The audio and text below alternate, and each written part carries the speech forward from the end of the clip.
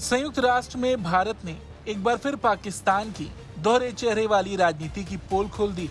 भारत ने आतंकवाद का समर्थन करने वाले पाकिस्तान की सिंधु जल संधि को लेकर चालबाजी पर कड़ा बयान दिया। भारत ने पाकिस्तान की ओर से सिंधु जल संधि पर की जा रही बयानबाजी को पूरी तरह से खारिज करते हुए कहा कि जो देश खुद हर संधि की धज्जियां उड़ाता है, उसे दूसरों को नैतिकता का पाठ पढ़ाने का कोई अधिकार नहीं। 1960 में भारत और पाकिस्तान के बीच जो सिंधु जल संधि हुई थी, वो दोस्ती और भरोसे की बुनियाद पर बनी थी। लेकिन भारत ने साफ किया कि 1960 की दुनिया और आज की दुनिया में जमीन आसमान का फर्क है, और इस फर्क की सबसे बड़ी वजह है पाकिस्तान की जमीन से फलता फूलता आतंकवाद।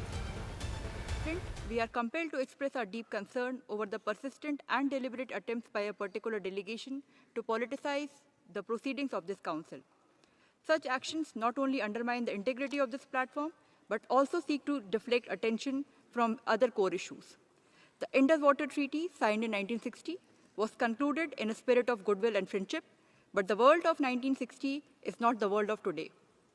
The grim reality of relentless state-sponsored cross-border terrorism emanating from Pakistan fundamentally erodes the environment required for honoring treaty obligations.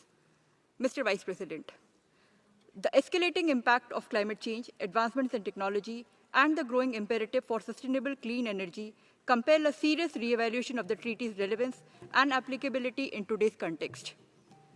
Mr. Vice President, a party that consistently and willfully violates the core tenets of a treaty should not accuse others of non-compliance. The Council must not allow itself to be used as a platform for diversion and distortion. It must instead recognize that lasting cooperation is rooted in trust, not terror. Thank you.